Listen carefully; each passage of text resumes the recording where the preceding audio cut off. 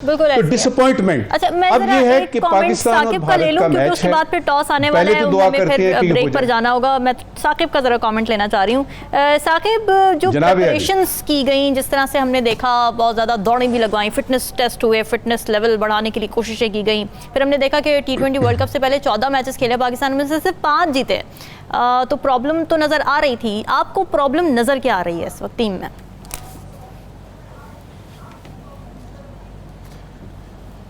Team में एक तो प्रॉब्लम आप पिछले तकरीबन 6-7 माह में देखें कि मैनेजमेंट में बहुत बड़ी पैमाने पर तब्दीलियां होती रही हैं, वो भी एक फैक्टर था। फिर कप्तान की तब्दीली, वो भी फैक्टर था। वो जो ट्रेनिंग हुई वहाँ पे ठीक है, फिटनेस की ट्रेनिंग भी बहुत ज़रूरी थी। हाँ। लेकिन हमने देखा कि पहला मैच ही जो अमेरिका से जो वो हारे हैं, तो अमेरिका ऐसी टीम है जो वहाँ पे वो फर्स्ट टाइम आए हैं कोई क्वालिफाइंग राउंड, क्योंकि अमेरिका में टूर्नामेंट हो रहा है, तो उस वजह से वहाँ की टीम का होना ज़रूरी होता है। क्वालिफाइंग राउंड भी नहीं था, फर्स्ट टाइम वो आए थे, इसके बावजूद ये हार गए।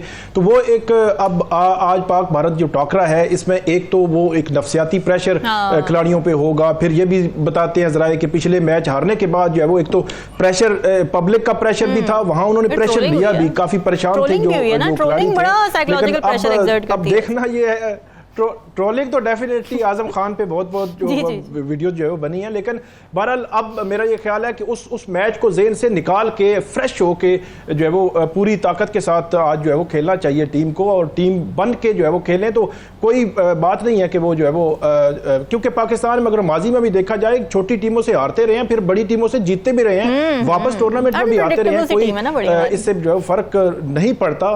अगर जी डेफिनेटली बिल्कुल ठीक है। अच्छा, राव खालिद साहब, आप भी ज़रा इस पे कमेंट कर दीजिए। एक तो ये कि ज़ाहिर है आज़म खान के ऊपर बात हो रही थी, एक तो आज़म खान चले ठीक है, इस पे भी आप कमेंट कर दीजिए। दूसरा ये कि मुख्तलिफ मैं रिमार्क्स देख रही हूँ, क्रिकेटर्स के भी देख रही थी एनालिसिस, ज़्यादातर इशारा वो ये कर रहे हैं कि भाई आप अपने लिए क्रिकेट ना खेलें, आप टीम के लिए क्रिकेट खेलें, इंडिविजुअल परफॉर्मेंस से हट के आप टीम की भी बात करें। तो ये बाबर आजम को आप समझते हैं कि टारगेट करने की कोशिश की जा रही है, और क्या ये ठीक बात की जा रही है कि अपनी परफॉर्मेंस पर ज़्यादा ध्यान है? देखिए, जो भी इस किस्म के लोग कमेंट कर रहे हैं उनके अपने भी इंटरेस्ट हैं। हमारे यहाँ तो जो टीम सिलेक्शन है, आज की बात नहीं मैं कर रहा, हमेशा से होती है वो कोटा बेसिस के ऊपर। इस रीजन से इतने लेने हैं, इस रीजन से इतने लेने, कराची से इतने लेने, लाहौर से इतने लेने। तो इस टाइप का हमारे ज़्यादातर ये सिलसिला रहा है, तो उसको तनकीद भी उसी वजह से होती है। ज़्यादातर मैंने देखा 90% जो है ना वो टेक्निकल इशूज़ या बाकी चीज़ें पे।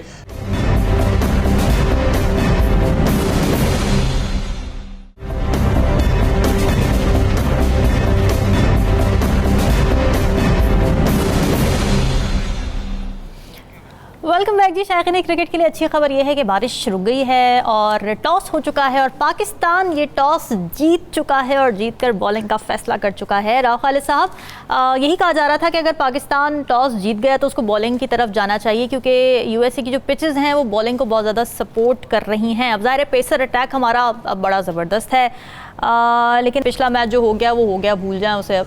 लेकिन बात यह है कि उस मैच से अगर आपसे मैं पूछूं कि उस मैच में जो हुआ, उनमें से सबक क्या सीखने की ज़रूरत है, और क्या ऐसी स्ट्रैटेजी बदलने की ज़रूरत है जो कि उस वक्त फेल हो गई, मगर अब स्ट्रैटेजी बदल के गेम बदलनी ज़रूरी है? एक तो मेरा ख्याल है प्रेशर नहीं लेना चाहिए। जो प्रेशर में अगर आप खेलेंगे, और भारत के ख़िलाफ़ वैसे ही जो वो उमूमी तौर पर भी जो हमारी टीम है वो ऐसे लगता है प्रेशर में होती है। माजी में कुछ ऐसे मैचेस भी हुए जहाँ पे एक अच्छी पोजीशन ली, शुरू में अच्छा खेले, लेकिन बाद में प्रेशर में आकर जो है वो मैच हम हारे हैं।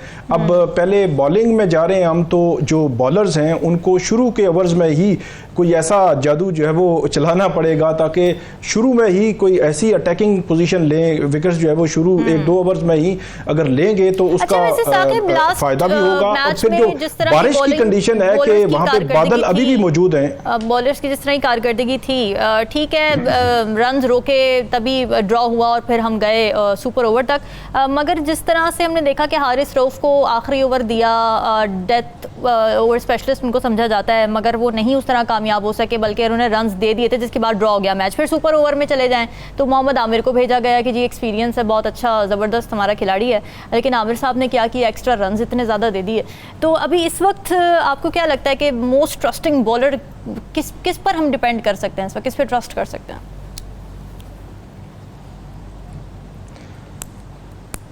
वो तो डेफिनेटली वो शहीन शाह अफरीदी भी हैं, मोहम्मद आमिर भी हैं। मोहम्मद आमिर जो है वो पिछले मैच में जो सेकंड लास्ट ओवर था, बाद में सुपर ओवर में आप गए तो उसमें 5 रन उन्होंने दिए थे। बाद में फिर आरिस रऊफ आए तो वो जो है वो नहीं उसको कवर कर सके, लेकिन बाद में फिर आमिर जो है वो उन्होंने एक्स्ट्रा रन जो है वो दे दिए। तो ये सिचुएशन बदलती रहती है, लेकिन मेरा ख्याल है शहीन शाह अफरीदी जो है वो उन पर बिल्कुल जो है वो ट्रस्ट भी किया जा सकता है। और वही मैं बात कर रहा हूँ कि शुरू के ओवर्स बहुत इंपॉर्टेंट होंगे कि शुरू में जो प्रेशर अगर बिल्ड कर लें, क्योंकि बारिश की अगर कंडीशन है, वहां बादल अभी भी बताया जा रहा है मौजूद है, तो हो सकता है बारिश जो है वो वक्फे से हो और मैच भी वक्फे से हो, तो उस सिचुएशन को भी ज़हन में रख कर जो है वो आगे बढ़ना चाहिए टीम को। नजमुल साकिब साहब, आपको क्या लगता है इस वक्त बॉलिंग अटैक में एक तो हमारे पास बेहतरीन ऑप्शंस क्या हैं और क्या हमारे लिए इस वक्त सबसे बड़ा चैलेंज क्या हो सकता है? विराट कोहली आप समझते हैं कि हमारे लिए बड़ा चैलेंज हो सकता है? रोहित शर्मा का मैं एक इंटरव्यू पढ़ी थी, उसमें वो कह रहे थे कि जी हम तो 8 प्लेयर्स तक हमारी बैटिंग लाइनअप है और हम तो बहुत एग्रेसिवली खेलने वाले हैं, उन्होंने ये कह दी है बात। देखिए, रोहित और कोहली जो है, इनमें से अगर एक भी कोई 13वें 14वें ओवर तक जाता है तो मैच आपके हाथ से निकलेगा। लेकिन मैं फिर वही बात करूंगा चैंपियंस ट्रॉफी की कि अगर आप शुरू में दो तीन विकेटें जो ली थी मोहम्मद आमिर ने ही ली थी, लेकिन वो वाला मोहम्मद आमिर और था, ये वाला मोहम्मद आमिर और है। असल चीज़ इस वक्त ये है कि अगर आपका ये बारिश की वजह से महदूद होते हैं ओवर्स, तो मेरी अपनी ज़ाती राय में ये है कि ये पाकिस्तान के हक में जाएगा। अच्छा। अगर फर्ज करें 4-5 ओवर जो है वो कम हो जाते हैं तो ये पाकिस्तान के हक में जाएगा। दूसरी बात ये है कि आज का मैच वैसे तो हर प्लेयर के लिए बहुत इम्पोर्टेंट है, लेकिन मेरे ख्याल में इफ्तिखार के लिए और रिजवान के लिए ये दोनों प्लेयर्स अभी तक परफॉर्म नहीं कर सके ठीक तरह से पिछले 2-3 मैचेस में। ये इनके लिए बड़ा मैच है, ना सिर्फ इस लिहाज से कि पाकिस्तान इंडिया का है, इन्होंने अपना आप भी बताना है। और रिजवान को मेरी ख्वाहिश होगी कि रिजवान वो वाला रिजवान सामने आए जब वो जो आपको याद है T20 का एक मैच की जिसमें 10 विकेटों से हिंदुस्तान को शिकस्त दी गई थी और एक भी यानी ना बाबर आउट हुआ ना ये आउट हुआ। एक तो ये बात है। दूसरा ये कि गली मोहल्ले की जो सियासत होती है ना, और गली मोहल्ले की जो गेम है, जो गली मोहल्ले की क्रिकेट होती है, उसमें से हमारा माइंडसेट निकालना पड़ेगा। हमें एज ए टीम खेलना पड़ेगा और एक दूसरे को सपोर्ट करना पड़ेगा। और वो सपोर्ट जो है वो आपको ऑफ द फील्ड तो शायद यानी आ जाती है नजर, ऑन द फील्ड जो है वो बड़ा जरूरी है। फिर एक और बात है कि पिछले मैच को अगर आप देखें, आपने देखा ना क्या सबक सीखा। जी भाई, अगर आपका कोच गैरी कर्स्टन कह रहा है कि मिड ऑफ को डीप करें, तो डीप करो ना यार, और वहीं पे ही चौका लग गया आपको। तो उसमें यह है कि आप जरा बाहर भी देख लें, कुछ लोग बैठे हुए हैं जो इशारे कर रहे हैं, उनकी तरफ भी देखें।